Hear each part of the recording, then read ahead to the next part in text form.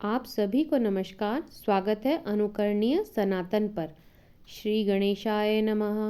सूत जी बोले, 12 महीनों में कुल 24 और अधिक मास में 2 एकादशी होती हैं। इस तरह से 26 एकादशियां होती हैं। उनके नाम मैं कहता हूँ, आप ध्यान पूर्वक सुनिए।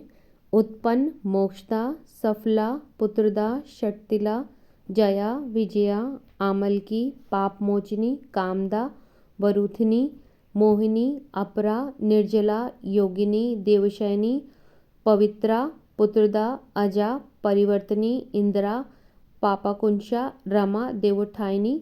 ये 12 महीनों में 24 एकादशियों के नाम हैं। अधिक मास में पद्मिनी और परमा, ये 2 एकादशियां भी होती हैं। ये सब नाम के अनुसार फल देने वाली हैं। इनकी कथा सुनने से इनके फलों का अच्छी तरह ज्ञान हो जाता है। यदि एकादशी का व्रत तथा उद्यापन की शक्ति ना हो तो इनके नाम की कथा करने से ही शीघ्र फल प्राप्त होता है। तो चलिए शुरू करते हैं आज विजया एकादशी व्रत कथा, जो फागुन मास की कृष्ण पक्ष की एकादशी को मनाई जाती है। विजया एकादशी व्रत कथा आरंभ। श्री विष्णु भगवान की जय। युधिष्ठिर बोले, फागुन कृष्ण एकादशी का क्या नाम है? सो कृपा करके मुझसे कहिए। श्री कृष्ण बोले, हे राजेंद्र, इसका नाम विजया है।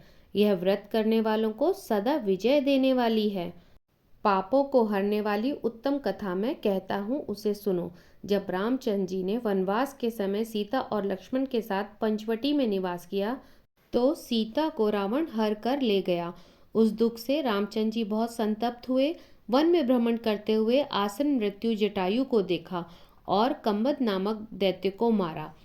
रामचंद्र जी से सीता जी का सारा वृत्तांत कहकर जटायु भी स्वर्ग को प्राप्त हो गया। फिर रामचंद्र जी की सुग्रीव से मित्रता हो गई और वानरों की सेना इकट्ठी हुई। फिर हनुमान जी ने अशोक वाटिका में जानकी जी को देखा। राम जी की अंगूठी सीता जी को देकर बहुत बड़ा कार्य किया। फिर लौटकर सीता जी का सारा वृत्तांत सुनाया। तब रामचंद्र जी ने सुग्रीव की सलाह से लंका को प्रस्थान किया। वानरों के साथ समुद्र तट पर जाकर रामचंद्र जी अथाह समुद्र को देखकर आश्चर्य करने लगे और लक्ष्मण जी से बोले, हे सौमित्र, किस पुण्य से सागर को पार किया जाए?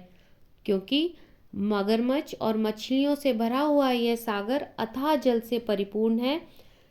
मैं ऐसा उपाय नहीं देखता हूँ जिससे कि हम इसके पार जा सकें। लक्ष्मण जी बोले, हे पुराण पुरुषोत्तम, आप ये आदि देव हैं। इस द्वीप में एक दालभ्य मुनि रहते हैं। यहाँ से उनका आश्रम 2 कोस है। राजेंद्र, उन्हीं श्रेष्ठ ऋषि मुनि से पूछिए। लक्ष्मण जी के इस सुंदर वचन को सुनकर रामचंद्र जी एक दालभ्य मुनि के दर्शन के लिए गए। श्री रामचंद्र जी ने एक दालभ्य मुनि को सर झुकाकर प्रणाम किया।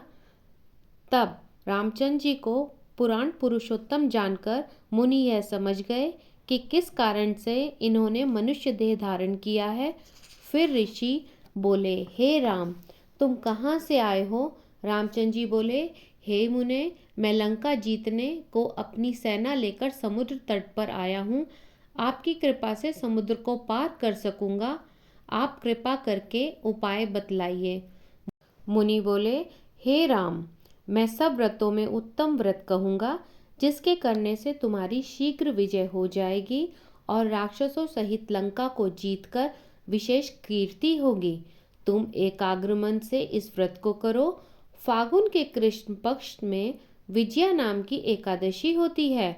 उसका व्रत करने से तुम्हारी ही जीत होगी और वानरों समेत समुद्र को पार कर जाओगे।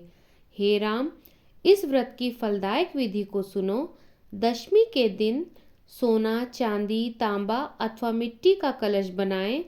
स्थाडिल्य के ऊपर सप्त धान्य रखकर उसके ऊपर जल से भरा हुआ कलश रखें। उसमें पंच पल्लव रखकर कलश के ऊपर सकोरे में जौ रखें। उसके ऊपर स्वर्ण की बनी हुई नारायण की प्रतिमा स्थापित करें। एकादशी के दिन प्रातः काल स्नान करें। कलश के ऊपर नारियल रखकर नारायण की मूर्ति का गंध, धूप, दीप, अनेक प्रकार की नैवेद्य और अनार से भक्ति भाव से पूजन करें और दिन को व्यतीत करें। मूर्ति के सम्मुख रात को जागरण करें। द्वादशी के दिन सूर्योदय होने पर नदी, सरोवर अथवा जलाशय के पास उस कलश को जाकर विधि पूर्वक पूजन करें। हे राजेंद्र, मूर्ति समेत उस कलश को विद्वान ब्राह्मण को देवें। हे राम, इस विधि से सेना समेत यत्न पूर्वक इस व्रत को करो, इससे तुम्हारी विजय होगी। इस वचन को सुनकर रामचंद्र जी ने विधि पूर्वक इस व्रत को किया। इसके करने से रामचंद्र जी की विजय हो गई। हे राजन, इस विधि से जो मनुष्य इस व्रत को करेंगे उसकी इस लोक और परलोक में सदा विजय होगी। बोलो श्री विष्णु भगवान की जय, श्री नारायण भगवान की जय। तो जो भी मनुष्य इस विजया एकादशी के व्रत को विधि पूर्वक करेगा वह इस लोक में सदैव विजय को प्राप्त करेगा। कथा सुनने के लिए आपका धन्यवाद।